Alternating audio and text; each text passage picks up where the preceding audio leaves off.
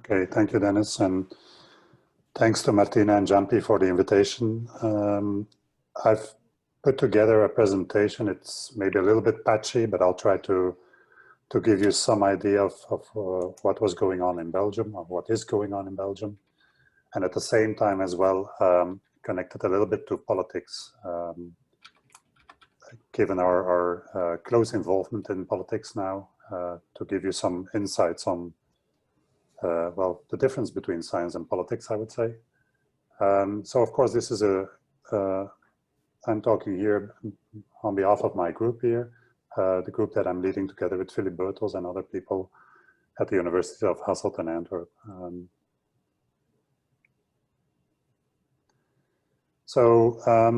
We've been collaborating with several people, nationally and internationally, also in a European grant, but also over European grants, and so that's really a positive thing within this pandemic. And to give you an idea, I've listed a few key ingredients, let's say, to understand how the COVID-19 pandemic took off in Belgium and the implications thereof. So I think first of all, we had a first case on the 4th of February, but it was actually a repatriated Belgian who tested positive coming back from Wuhan. That person did not infect anyone else. And what we actually saw, especially in northern Italy and so on, was for politicians especially, away from home, and so not that important. But we had a lot of people going to northern Italy, also to Austria, during the spring holidays. And we had a lot of importations coming from northern Italy, and contact tracing is not really was not really up and running in Belgium. I mean, people, in total we had 10 tracers in peacetime, and after 1 week, those 10 tracers couldn't cope anymore with the number of cases. And then in hindsight, there were at least 100 people that actually sued the government because they didn't receive the appropriate care when coming back from northern Italy. Now, a colleague of mine at the KU Leuven, Piet Maas, actually indicated in doing some of the genetics that the virus was already present before spring holidays in Belgium. And then we saw actually a number of cases going up, a number of hospitalizations going up, and especially a number of hospitalizations because the number of cases was really flawed by the lack of testing, I would say. Testing was done only in one place, one laboratory, not more than that. And so we sent a letter to the government from different people working in infectious diseases, supported by the directors of the different universities, with an estimate of the possible peak size when, in case no intervention was done. And finally, they woke up, let's say. And so different interventions took place. And some of the striking interventions, and I think you know the anecdotes in the different countries as well, is one on 13th of March, there was an announcement of schools and HoReCa closing on the 14th of March. So a consequence of that was actually that on the 13th of March in the evening, there were Corona parties where a lot of people actually still went to the nearby pub. And actually, we've seen that in the numbers later on as well, that quite some transmission occurred during that moment. On the 18th of March, a lockdown was announced, was implemented actually. We call it the lockdown light because people were still allowed to leave their home. It was actually encouraged to go out, but in general, especially in the age category of 65 plus, people really followed guidelines before the lockdown was there. And then these people that followed the guidelines, well, if you look at the age, then it was the youngest persons that are around 20 years of age that didn't follow these guidelines completely. And I think at this stage in the epidemic, it was really a logistical nightmare. We had a strategic supply of mouth masks that was destroyed 1 year before, simply because they didn't have room to put them. And I can tell you a few more things, but I'll discredit our politicians not more than this, I would say. But it was a bad thing. And of course, the non-uptake in investments. And then, thanks to a colleague of mine who was making an ad basically in one of our popular television shows, I got in contact with our Prime Minister on the 1st of April to form, together with 9 other people, the Exits group. So, and the idea of the Gs, often called the BGs, because of Belgium, of course, is actually that we developed an exit strategy, and we'd identified 3 phases in this exit strategy. And from the moment that we started doing this, we felt a lot of pressure politically, but also from different sides. And our idea was actually to do it on the 4th of May, 18th of May, and the 8th of June. Also allowing for the evaluation of relaxing some of these measures taken. The government pushed forward what we call B2C, so retail opening up and so on. And they pushed that forward to the 11th of May. And while doing that, and that's something that we didn't foresee at that time, they also came up with a very strange rule because it was not well explained, the 4 contacts rule. So people were allowed to receive 4 people at their home, and that's it. That was the notion that was communicated. And of course, the days after, especially members from the Gs, but also outside the Gs, we actually indicated that this should be about merging bubbles rather than having 4 people from different bubbles coming to visit you. And it should always be the same people. So we had to rectify that quite a lot. And what was very striking in a questionnaire that we put forward, and that questionnaire has been filled in by millions of people, and we're now at the 10th edition, is that people, most people did not change their behavior. They did not allow for these 4 contact rules for additional contacts, but they actually don't trust their neighbors, let's say. They don't trust other people following that rule. So a lot of confusion there. And then, of course, also the fact that we could not evaluate the effect of the 4th of May as such. And we think, looking at the numbers today and so on, we think it has been moderate. But now the 11th of May is opened up before this evaluation took place. And also the 18th of May actually also was opened up. And the problem there is, and you see it on the right-hand side, we defined some what we call cliquets based on the growth rate. And the number of new hospitalizations as being the most steady time series within this outbreak. And you see that we've been moving up from what we call, well, the red zone, where of course you have to intervene, towards the blue zone, where you can shift phases. And now we're at the green zone, where we say, well, no, nothing should be done, or no change should be taken, but a careful monitoring should be in place. And I think that's where we are. Numbers are increasing a bit. And we are wondering whether that's fluctuations or rather a genuine signal. And the other bit, what you could see also in this curve is actually that it's going up and down. And that's this weekend effect. And especially in this period, it's very difficult. We see fewer admissions to hospitals during the weekend. And every weekend is special in this time of the year. Also, today is actually a holiday in Belgium. And a lot of people will actually have a holiday tomorrow as well. And those effects we can only look at next week, basically, because of the redistribution of cases that are not coming in now. So that's problematic in terms of monitoring tools, and we look at looking at other monitoring tools to come up with a more stable signal. This is just to give you an idea of the number of new hospitalizations and predictions. And actually the number that we had today, which was communicated in the media today, is a bit higher. It's outside the prediction interval here, which is worrisome. But again, it's one number, so care should be taken. And it's not that the new hospitalization data are perfect either. So that's a little bit of yeah, the situation where we are. And what I would like to do now is just to present a few selected topics in terms of the scientific work underneath all of this.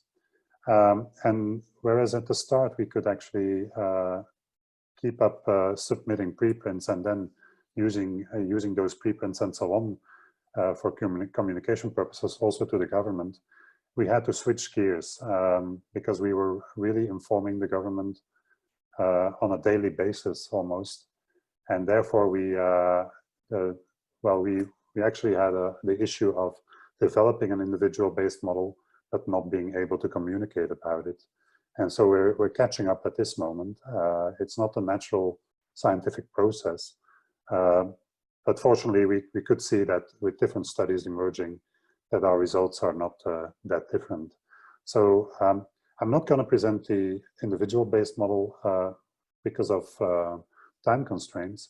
What I would like to do is just to give you a few ideas of the things that we've done and indicate that the IBM will be there very soon.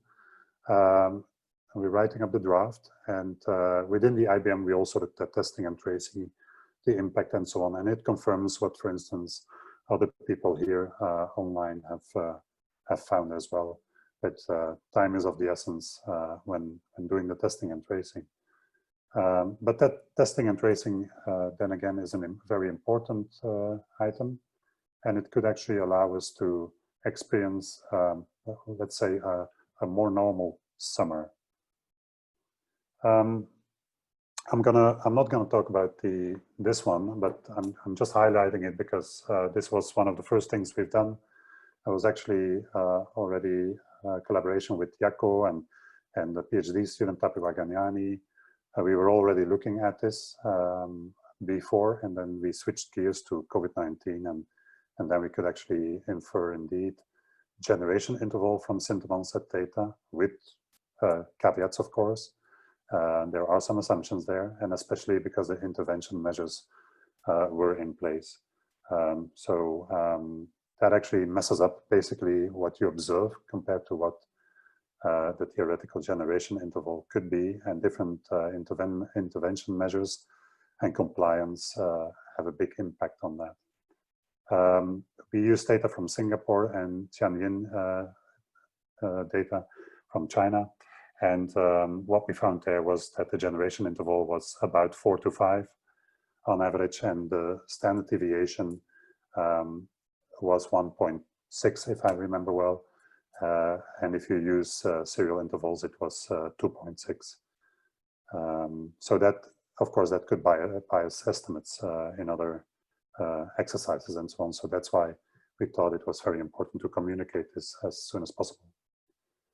So I have a few slides here if people are interested, but I'd like to switch to the following.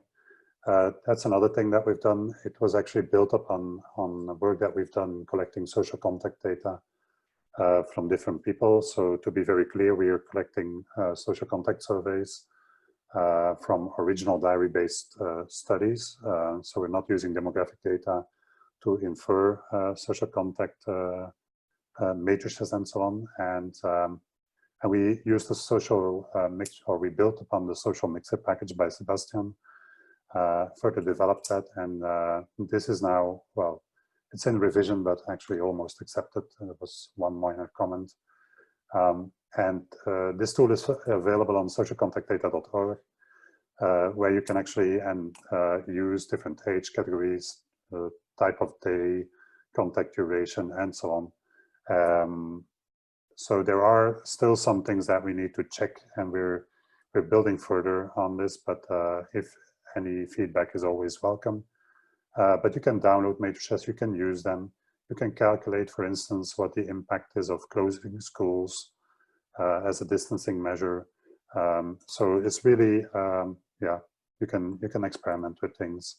But again, if you feel like using that, and if you have some feedback from us, for us, we're happy to hear. So, and then of course also following what was already published by John Edmonds and colleagues, with Amy Gima as lead author, and colleagues elsewhere, is we developed, or we had the intention to collect data on social contact patterns in within the EpiPost project, within the UK, Netherlands and Belgium. And the first results are now out for all. That's the COMIC study. And I'm going to skip this. I'm going to go to the results. On the left-hand side is the data that we've collected in a 2010 survey in Belgium. It goes for all contacts, so the typical polymath definition of all contacts, a two-way conversation of at least 3 words in each other's proximity. And then on the right-hand side, the COMICS results, where we imputed data from for children below the age of 18 years, because that's a caveat. In the setup here, we use panels to get these contact data, and these people in these panels are 18 plus. But we're trying to come up with now a better method to get data from children as well for the next few waves.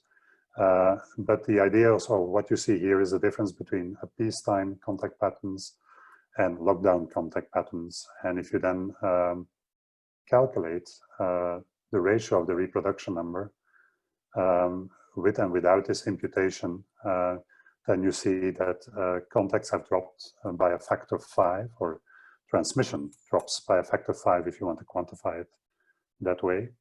And of course, you can look in finer detail at the mixing matrices and so on. And then you can make the exercise with the basic reproduction number, which I think is hard to estimate for COVID-19. But you can make the exercise and see whether indeed this matches to some extent with the reductions that have been observed using other methods. Of course, a contact defined in this way doesn't take into account that people wear masks, that people do hand hygiene and so on.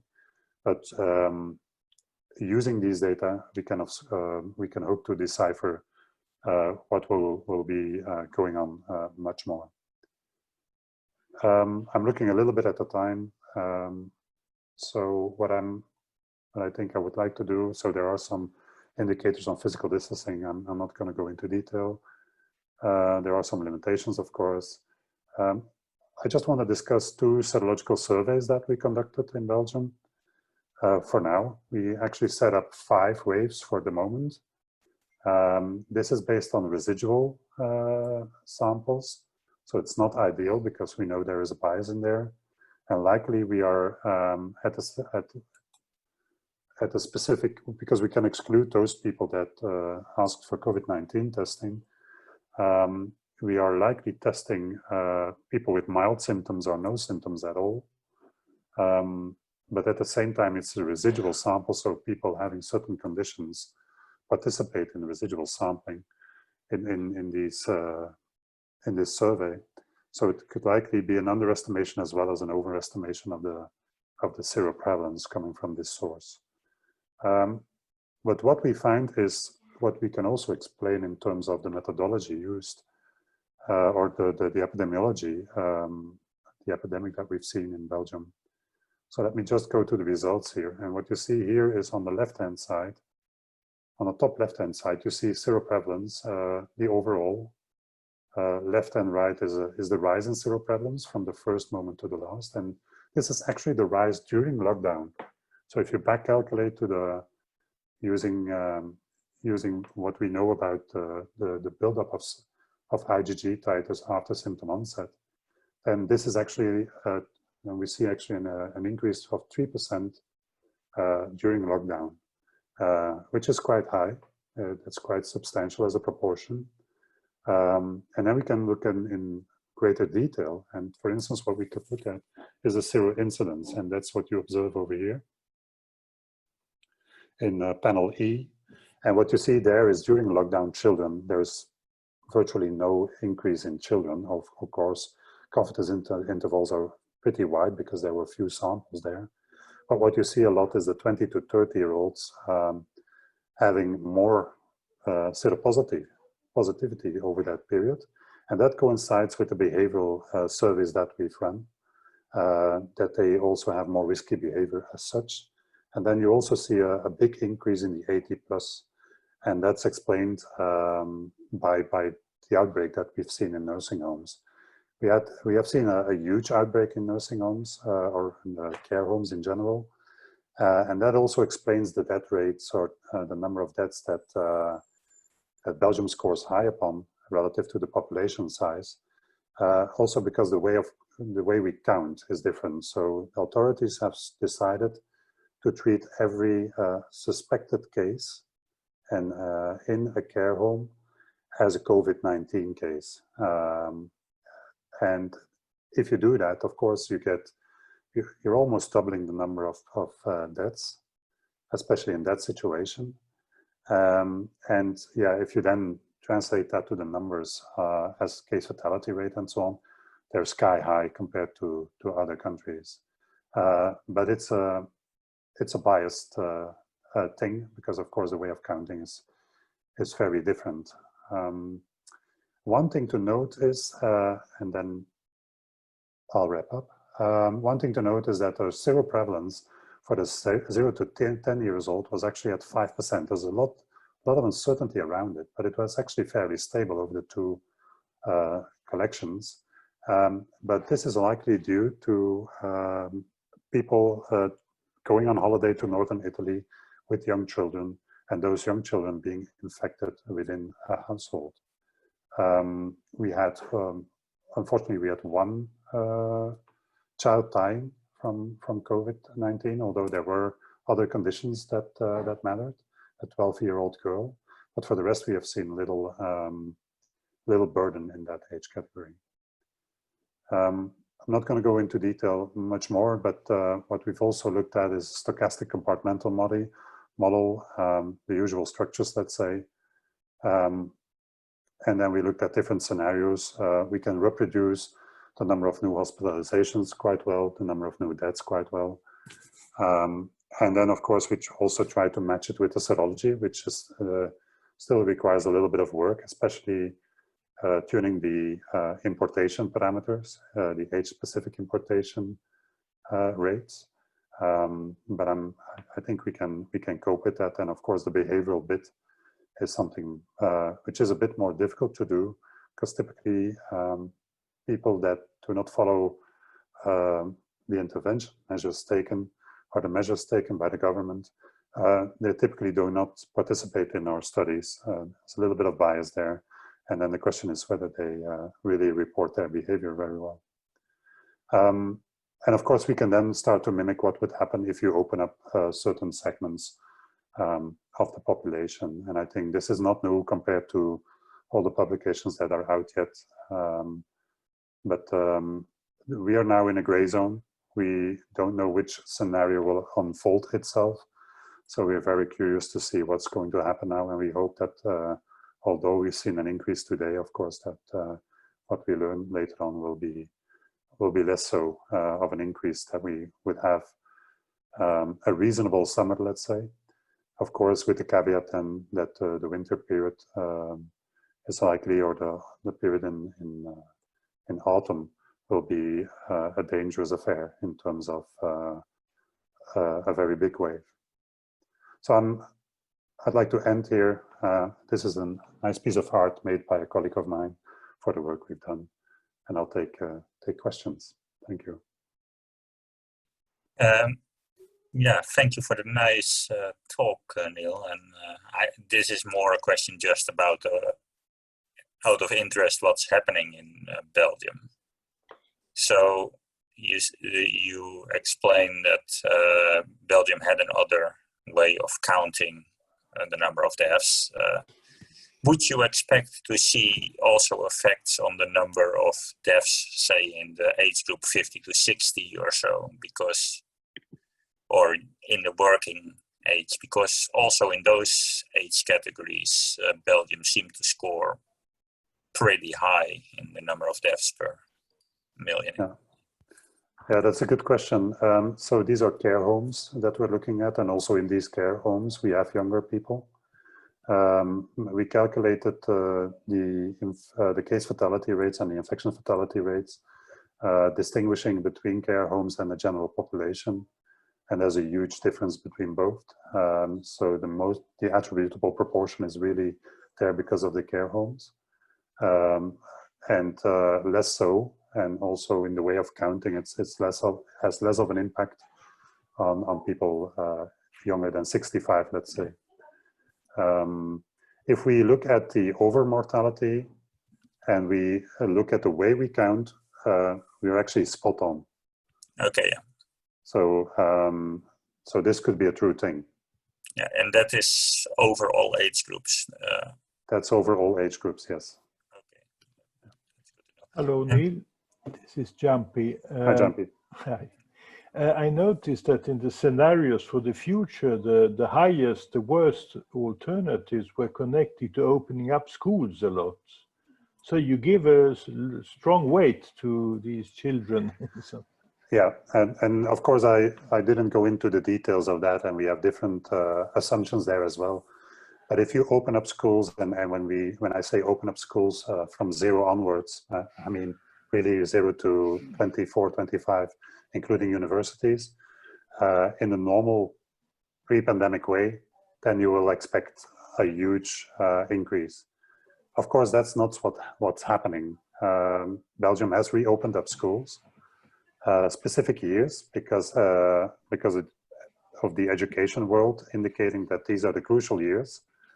And when we use that as in the individual-based model, then we actually see a very limited effect. And you actually have space to open up 0 to 6-year-olds and 0 to 12-year-olds as well. But then the question is, and then we play with susceptibility and infectiousness. If children, and it appears more and more evidence goes in that direction, that they're less susceptible and less infectious, then we shouldn't worry too much about opening up schools for these children. If we didn't think on children above the age of 12 years, above the age of 18 years, then of course it becomes a little bit more complicated, because also their parents are older. And that's something that we clearly see in the individual-based model. If the intergenerational mixing has a big impact on the burden, as we know, because from the age of 45 years onward, we see the burden really increasing, and especially the number of new hospitalizations and the number of deaths. So the keeping the intergenerational context to a minimum, and people are really thinking about students going to universities and locking themselves up basically in a bubble for a few weeks. So these type of considerations are really being made now. Thank you. Hannah? Hi, Hannah Clapham here from the National University of Singapore. Really lovely presentation. I was wondering about your sera survey, and you sort of mentioned the residual sera and the possible biases in different ways. Did you take that into account in the analysis, or did you have information on symptoms, or was there anything additional that you did there? Well, that's a very good question. Unfortunately not, because it's residual samples. So basically what we do is we go to the lab and it's being tested, and we only have age, sex, postal code of the lab. That's something that we do have. And then we also know whether or not the sample was taken because of COVID-19 suspicion. Okay, that's good, yeah. Yeah, and that's, if you exclude that, then you don't see a lot of difference. But we know from other work that residual samples and blood donors, for instance, comparing those, there are differences. And I would expect some differences here as well, although if we compare it to the serological surveys that Cienzano has collected on blood donors aged 18 plus, then it's all in line. It's not that it's dramatically different. And then if we carefully, because, well, it's a lot of uncertainty, try to estimate how many people have experienced the infection, then we think we're up to at least 10%. But the next timing, the next sera survey will actually give us a lot of info on that. Great, thank you. Okay, are there any more questions on Niel? If not, well, thank you very much for your presentation. Thank you for being with us. That's great. Welcome.